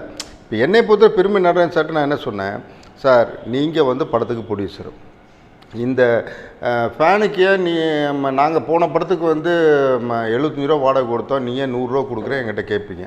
இது கேட்குறது உங்களுக்கு ரைட்ஸ் இருக்குது. உங்கள் ஆஃபீஸுக்கு வெளியே இருக்கிற ஸ்டாஃப் அந்த இப்போ உட்காந்துருக்க அம்மாவோ இல்லை ராமதுரையோ இருக்கிற யாராவது கேட்டாங்கன்னா அன்றைக்கி ராத்திரி வேலையை விட்டு போயிடுவேன். எனக்கு பல வேலை இருக்குது. அந்த ஃபேனு வந்து 75 ரூபாய்க்கு 100 ரூபா கொடுக்கணும், அவனை வச்சு 4 வேலை நான் பார்ப்பேன். அது எனக்கு தான் தெரியும். என்னோடய ப்ரொடக்ஷன் நாங்கள் இந்த டேட்டில் படத்தை முடிக்கணும், எங்களுக்கு என்ன தேவைப்படுங்கிற ஆளை வச்சு தான் நான் ஒர்க் பண்ணுவேன். எனக்கு இதில் வந்து உங்களுக்கு எனி டவுட்டு நான் 25 ரூபா கமிஷன் அடிச்சிட்டேன் அப்படின்னு உங்களுக்கு ப்ரூவ் பண்ண செருப்பு கழட்டி அடிங்க நான் வாங்கிக்கிறேன். நான் வாங்கினதானே அதை பற்றி எனக்கு அதை பற்றி பயப்படணும்னா வந்து பண்ணுறது இல்லை. எனக்கு அது பிடிக்காது. நான் படம் பண்ணேன், நான் இப்படி தான் பண்ணுவேன். இல்லாட்டி நம்மள அது இப்போ ராமதுரை பெரிய மேனேஜராகவிட்டு நாகராஜா பெரிய ஆளாகட்டும் எனக்கு அதை பற்றி தேவையில்லை. நான் ஒர்க் பண்ணால் இப்படி தான் பண்ணுவேன், என்னோடய பாலிசி தான். இப்படி மேனேஜராக இருக்கும்போதே ஒரு கொஞ்சம் கொழுப்பு ஜாஸ்தியாக தான் ஒர்க் பண்ணுவேன். அப்படி தான் படையப்பாவும் பண்ணி எனக்கு வந்து நல்ல நேம் இருந்தது. படையப்பா ரிலீஸுக்கு அப்புறம் ஒரு 2-3 நாள் கழித்து கூப்பிட்டார் ரஜினி சார். கூப்பிட்டு அதுக்கு முன்னாடி ஒரு மேட்ரு நடந்தது. படம் ரிலீஸுக்கு ஒரு 2-3 வாரத்துக்கு முன்னாடி ரேஞ்ச் சார் கூப்பிட்டா எங்கே இருக்கீங்கன்னாரு. இப்போ இந்த பாண்டிபுஜர் வழியாக வந்துட்டுங்க, வாங்க நீ வரும்போது இந்த படத்தில் வேலை பார்த்தவங்க டெக்னீஷியனோட சம்பள லிஸ்ட்டு, நடிகை லிஸ்ட்டெல்லாம் எடுத்துகிட்டு வாங்க, என்ன சம்பளம் கொடுத்துருக்கோம் அப்படிங்கிறத எடுத்துகிட்டு வாங்க அப்படின்னாரு. நான் சொன்னேன், இல்லை எல்லாமே எனக்கு மைண்டில் இருக்குது சார், ஒன்றும் நான் எழுதியெல்லாம் வைக்கிறது இல்லை அப்படின்னா. சரி வாங்க நான் போன உடனே ஒரு பேடெல்லாம் எடுத்துக்கிட்டு மொட்டை மாடியில் ஒரு சேர்லாம் போட்டு வெயிட்டிங் எனக்காக ஒரு ரேஞ்ச் சார். அப்புறம் நான் போன உடனே சரி ஓகேன்ட்டு பேப்பர்லாம் கொடுத்து எழுதுகிறேன். ரம்யா கிருஷ்ணனுக்கு இவ்வளோ, நாசருக்கு இவ்வளோ, சிவாஜி சார் இப்படி ஒவ்வொருத்தர் எழுதி, அப்புறம் editor, cameraman, technician, art director, இப்படி எல்லாருதும் என்ன சம்பளம் கொடுத்தாச்சு. இதெல்லாம் செட்டில்டு எல்லாமே. என்ன சொன்னார், நீங்கள் சொன்ன அமௌண்ட்டு ஃபஸ்ட் காப்பி இந்த அமௌண்ட்டுக்கு முடிக்கிறேன், நீங்கள் அதோட கம்மியாக நீங்களும் டைரக்டர் சேர்ந்து கம்மியாக முடிச்சு கொடுத்துட்டீங்க. அதனால் இந்த பேலன்ஸ் இருக்குது, இந்த டிஃப்ரெண்ட் அமௌண்ட்டை வந்து எனக்கு படம் இன்றைக்கி பெரிய ப்ராஃபிட் தான். அதனால் இந்த டிஃப்ரெண்ட் அமௌண்ட் இருக்கு இல்லையா, அந்த அமௌண்ட் இன்றைக்கி இந்த வேலை பார்த்த அத்தனை பேருக்கும் பிரித்து கொடுத்துருக்கேன்னு சொல்லிட்டு ஒரு 9:30-10 மணி இருக்கும் இந்த இடத்துல போய் படம் வாங்கிக்கன்னு சொன்னார். போய் வாங்கிட்டு இன்றைக்கி நைட்டு 1 மணிக்குள்ளே நீங்கள் செட்டில் பண்ணணுன்னாரு. அத்தனை பேர் வீட்டுக்கும். மன்சூர் அலிகானுக்கு ஒரு உதாரணத்தை சொல்கிறேன். மன்சூர் அலிகான் ஒரே நாள் தான் படத்தில் நடிச்சிருப்பார். அந்த வீடை ஜப்தி பண்ணுறதுக்கு வந்து கலாட்டா பண்ணி போடுறோம். அவருக்கு ஒரு நாளைக்கு நம்ம வந்து 75,000 தான் சம்பளமே பேசியிருந்தோம். அந்த 70,000 ஆல்ரெடி செட்டில்டு. அதுக்கப்புறம் அவருக்கு 1 லட்ச ரூபா எக்ஸ்ட்ரா கொடுக்குறோம். இது உதாரணத்துக்கு ஒரு மன்சூர் அலிகான் மட்டும் சொல்கிறேன்னு வச்சுக்கோங்களேன். 125% எல்லாருக்குமே எக்ஸ்ட்ரா கொடுத்தோம். அன்றைக்கி ராத்திரி வந்து எல்லாமே கேஷ் எல்லாமே எடுத்துகிட்டு என் வண்டியில் நான் போகும்போது உங்கள் ஆளுங்களை யாராவது ஒருத்தர் ஏற்றிக்க மண்டபத்தில் யாரோ ஒருத்தர் கூட்டிக்கிறேன் அப்படின்னு. அப்போ என்னை பிடிச்சி திட்டினேன், என்ன அப்படின்னா உன் மேலே நம்பிக்கை இல்லை எனக்கு, நீ கரெக்டான எனக்கு நல்ல நம்பிக்கை இருக்குது, அதெல்லாம் எதுவும் பேசாது, நீ ஒரு ஆள் போனால் போதுன்ட்டார். அப்போ நான் ஒரே ஆள் வந்து வண்டியில் வச்சு எல்லா வீடுகள்லேயும் எடிட்டருக்கெல்லாம் வந்து வீடே கட்டி கொடுத்தாரு தனியாச்சலத்துக்கு. இப்போ இதெல்லாம் வெளியில் தெரியாது போனால் அன்றைக்கி வந்து அந்த வீடு கட்டி கொடுக்க என்ன கேஷோ சார் கொடுத்தாரு, சார் கொடுத்தாரு. அது மாதிரி எல்லாருக்குமே அந்த ஒரு காஸ்டியூமர் எடுத்து அவருக்கு வந்து அன்றைக்கி 1,400 ரூபா சம்பளம்னா திருப்பி 1,400 ரூபா. இப்படி எல்லாருக்குமே டபுள் தான். நான் அன்றைக்கி ராத்திரி போய் நடிகர் எல்லாம் அதில் வந்து மேஜராக என்ன நாசர், இப்படி சிவாஜி சார், இப்படி பெரிய ஆளுகளுக்கெல்லாம் கொடுக்கல. மிச்சமுள்ள ஓரளவு இருக்கிற எல்லாருக்கும் மேக்ஸிமம் அதாவது டெக்னீஷியன் தான் மேஜர்னு வச்சுங்களேன். டெக்னீஷியன் எல்லாருக்கும் நல்ல. ஆமாம், ரம்யா கிருஷ்ணனுக்கு கொடுத்தோம். கரெக்டு. ரம்யா கிருஷ்ணனுக்கு 4 லட்சமாக எக்ஸ்ட்ரா கொடுத்தேன். அப்போ ரம்யா கிருஷ்ணனுக்கு பேசினதோட 4 லட்சம் எக்ஸ்ட்ரா கொடுத்தோம். இது மாதிரி இப்போது எல்லாருக்குமே நைட்டாக கொண்டு எல்லாருக்கும் கொடுத்துட்டு ஒர்க் பண்ணி அதுக்கப்புறம் சொன்னார், இந்த படத்தில் எல்லாருக்கும் நீ தானே பணம் கொடுத்த, உனக்கும் டைரக்டருக்கும். ஏன்னா நாங்கள் 2 பேருமே அட்வான்ஸே வாங்காமல் 1 பைசா கூட இல்லாமல் படம் ஒர்க் பண்ணுறோம். படமே முடிஞ்சு போச்சு, சம்பளமே வாங்கலை யாருமே. அது இப்போ ஒரு சந்தோஷத்தில். இப்போ முத்து அவ்வளோ பெரிய ஹிட்டு, ரஜினி சார் சொந்த படம். அதனால் நான் அப்போயே கொடுக்குறேன், நேரில் வேணாங்க அப்புறம் வாங்கிக்கிறோம் சொல்லி தள்ளி போயிடுச்சு. அதனால் நீங்கள் 2 பேரும் படமே வாங்கலை, 2 பேருக்கு நான் கொடுக்குறேன், நாளைக்கெல்லாம் நீங்கள் 2 பேரும் வந்திருக்கேன்னாரு. அடுத்த காலையில் நாங்கள் வந்து எங்கள்கிட்ட ஒரு சம்பளம் சொல்லியிருந்தார் முதல்ல, அதை விட டபுள் மடங்கு எங்கள் 2 பேருக்குமே கொடுத்தாரு. கொடுத்துட்டு ரொம்ப சந்தோஷம், 2 பேருமே பயங்கர ஹாப்பி. அப்படி படையப்பா படம் முடிஞ்சு பெரிய லெவலில் போணுச்சு. படையப்பா படத்தில் சிவாஜி எந்த ஸ்டேஜில் உள்ளே வந்தார்? படம் முதல்லையே சிவாஜி அந்த கேரக்டர் நடிக்கிறதா இருந்ததா, இல்லை வேறு யாருக்காவது யோசிச்சு அதுக்கப்புறம் அவர் வந்தார்? இல்லை, நம்ம முதல்ல பேசும்போதே சிவாஜி சார் நல்லாயிருக்கும் அப்படின்னு தான் பேசினோம். பேசிவிட்டு அதுக்கப்புறம் வந்து நானும் ரவிக்குமார் சார் எல்லாம் போய் சிவாஜி சார்கிட்ட போய் ஸ்கிரிப்டெல்லாம் சொல்லி அதுக்கப்புறம் சிவாஜி சார் வந்து ரொம்ப பிடிச்சது பண்ணுறேன் அப்படின்னாரு. அப்போ ராம்குமார்கிட்ட போய் சம்பளம் பேசிங்கன்னு அப்படின்னு சொன்னார். அதுக்கப்புறம் போய் டேர்ம்ஸ் அண்ட் கண்டிஷன்லாம் அவர்கிட்ட பேசிவிட்டு சிவாஜி சாரை கன்ஃபார்ம் பண்ணி பண்ணோம். சிவாஜி அதிகமான சம்பளம் வாய்ந்து படையப்பா அப்படின்னு தான் செய்தி இருக்கு, வெளில உண்மை தானே அது? ஆமாம், அப்படி தான் இருக்குன்னு நினைக்கிறேன். எனக்கு அதுக்கு முன்னாடி அவர் வெளியில் என்ன படம் வாங்கினாரு கொடுத்தாரு எனக்கு தெரில. ஆனால் நான் அன்றைக்கி இருக்கிற லெவலில் வந்து ஒரு பெரிய சம்பளம் தான் சிவாஜி சாருக்கு ரஜினி சார் கொடுத்தாரு. ராம்குமார் சொன்ன அமௌண்ட்டு ஒரு மிகப்பெரிய தொகை. அது சொன்னது ரஜினி சார்கிட்ட போய் நான் சொன்னேன், ஓகே சிவாஜி சாருக்கு தானே, ஓகே கொடுத்துங்கன்ட்டார். அது மாதிரி பேச்சே பேசலை, அதே மாதிரி கொடுத்தார். அந்த படத்தில் சிவாஜியோட பணியாற்றிய அனுபவம் எப்படி இருந்தது உங்களுக்கு? சிவாஜி சார் என்ன பண்ணுவார், செட்டியாரை காலைல என்னை வந்து ஒரு 3:30 மணிக்கு எழுப்பிடு அப்படின்னுவார். அப்படின்னு சொல்லிட்டு நான் 3:15 3:20க்குள்ளே போய் அதுக்கு முன்னாடி அவர் எந்திரிச்சு உட்காந்துருப்பார். எந்திரிச்சு உட்காந்து மேக்கப் போட்டுருப்பார். போனோடனே சரி அவங்க அம்மா இருப்பாங்க, கமலம் அம்மாட்ட சொல்லி அப்போ அங்கே லலிதம்மாள் பேலஸில் தங்கியிருப்பாங்க. அப்போ லலிதம்மாள் பேலஸில் போனோடனே ஒரு அதுக்குள்ளே எந்திரிச்சு ரெடியாகி மேக்கப்லாம் போட்டு ஸ்டார்ட் ஆகிருப்பாங்க. நான் உள்ளே 3:30க்குள்ளே போவேன், அதுக்குள்ளே ரெடி ஆகிடுவார். அப்போ செட்டியாருக்கு ஒரு காப்பி போட்டு கொடுமா அப்படின்னுவார் அவங்க அம்மாட்ட, கமலம்மாட்ட. அப்போ எனக்கு ஒரு காப்பி போட்டு கொடுப்பாங்க. காப்பி குடிச்சிட்டு அவர் கூட இருப்பேன். நான் பின்னாடி காரில் வரேன், நான் ஏதோ பாக்குக்கு போட்டு பின்னாடி வரலான்னு பார்த்தா விடவே மாட்டேன், ஏறு வண்டியில் அப்படின்னு சொல்லிட்டு அவரு கூடயே அவருக்கு மேல்கோட்டை வரைக்கும் கிட்டத்தட்ட 60 கிலோமீட்ரு. கிட்டத்தட்ட அவர் இருந்த நாள் எல்லாமே காலையில் 3 மணிக்கு அவர் கூட நான் போனேன்னா திருப்பி சாயங்காலம் பேக்கப் போகும்போது செட்டியாரை கூப்பிடுன்னு சொல்லி என்னை வண்டியில் ஏற்றிப்பார். திருப்பி ரூமில் கொண்டு விடுற வரைக்கும் நான் கூட இருந்தேன். அதேமாதிரி தேவரமூர்லேயே அதேமாதிரி தான் சிவாஜி சாரோட அப்போ இருந்த பழக்கம் தான் சிவாஜி இதில் படைப்பால் ரொம்ப ஒரு நெருக்கமானது வந்து. அதுக்கப்புறம் தான் அவர் டெத்துக்கு வந்து கிட்டத்தட்ட 2 நாள் தூங்க கூட இல்லை. அவ்வளோ பெரிய ஒரு நடிகர் நம்மளோட இவ்வளோ தூரம் பேசினா அப்படின்னு சொல்லிட்டு அவர் வீட்டிலே தான் இருந்தேன். 2 டேஸ் அங்கேயே இருந்து அங்கே அந்த சடங்கு வேலைகள்லாம் பார்த்து அப்போ அந்த கேமரா அந்த அவுட்டோர் யூனிட்டில் நெகட்டிவ் வாங்கினது எல்லா அவுட்டோர் யூனிட்டில் நெகட்டிவ் கலெக்ட் பண்ணி ப்ரொடியூசர்ஸ்டில் நெகட்டிவ் வாங்கி எல்லா கேமராவுக்கும் நெகட்டிவ் கொடுத்து எல்லா ஸ்டெடி கேம் எல்லாம் அரேஞ்ச் பண்ணி அந்த டெத்து ஊர்வலம் போகும்போது என்னால் முடிஞ்ச ஒரு சின்ன ஒரு உதவியாக இருந்தாலும் ஒரு சின்ன ஒரு வேலையாக இருந்தாலும் அதை நான் ரொம்ப பொறுப்பாக இருந்து எல்லாம் பண்ணி அப்போ என் ஃப்ரெண்டு வந்து கோக்கில் ஒரு சிஓ இருந்தான். அவன்கிட்ட சொல்லி 2 லாரி தண்ணி பாட்டில் கொடுக்க சொல்லி வர்றவங்களுக்கு எல்லாம் தண்ணி கொடுக்க வச்சு என்னால் முடிஞ்ச ஒரு சின்ன ஒரு உதவி அப்போ சாருக்காக சிவாஜி சாருக்காக பண்ணேன். படையப்பா படத்தில் ஒர்க் பண்ணும்போதே நீங்கள் கமல்ஹாசன் வச்சு ஒரு படத்தை எடுத்துட்டீங்க. அந்த அனுபவத்தை பற்றி அந்த படத்துடைய படப்பிடிப்பின் போது ரஜினிகாந்த் உங்ககிட்ட கேட்டதுண்டா? ரஜினி சார் எப்போ பார்த்தாலும் ஒரு காமெடியாக தான் நக்கல் பண்ணிட்டு கிண்டல் பண்ணி தான் இருப்பார். இப்போ தேவன் சார் பிடிக்கும்போது ரொம்ப பெரிய ஆள், பெரிய படக்காரர், பெரிய ப்ரொடியூசர் ரைட்டர் அப்படின்னு சொல்லி நக்கல் பண்ணி தான் இருப்பார். அது அப்போ முத்துலேயே அது பண்ணுவார். ஒரு நாள் மட்டும் நம்ம லேட்டாக வந்துட்டோம் செட்டை உண்டில்னாக்கிடுவார். செட்டில் இருக்க லைட்மேன் வரைக்கும் தெரிஞ்சிடும். நான் ஒரு நாள் லேட்டாக போயிட்டேன்னா இவர் ரஜினி சார் எல்லார்ட்டையும் சொல்லி காட்டிடுவார். அப்படி ஒரு குழந்தை மாதிரி அது ரொம்ப அந்த ஒர்க் பண்ணுற அனுபவமே நம்ம இந்த இப்போ சொல்லுவோம்ல ஸ்கூல் அனுபவம் அப்படிங்கிற மாதிரி. அப்போ ஒர்க் பண்ணுற சினிமா இப்போ இல்லை. இப்போ எல்லாம் கேரவன் அது இதுன்னு அங்கங்கே ஒதுங்கிட்டாங்க. அப்போ எல்லாருமே ஒன்றா இருப்போம். 2 அசிஸ்டன்ட் நடந்து போய்க்கிருந்தாலும் உடனே ரேஞ்ச் சார் வண்டியில் ஏற்றிப்பார். ஏக்கே நடந்து போகிறட்டாவா வண்டியில் ஏறு அப்படின்னு சொல்லி ஏற்றின்னு போவார். அந்த ஒரு சினிமா இப்போ இல்லை. இப்போ எல்லாமே ஒரு ப்ரைவேட் ஆகி போயிடுச்சு.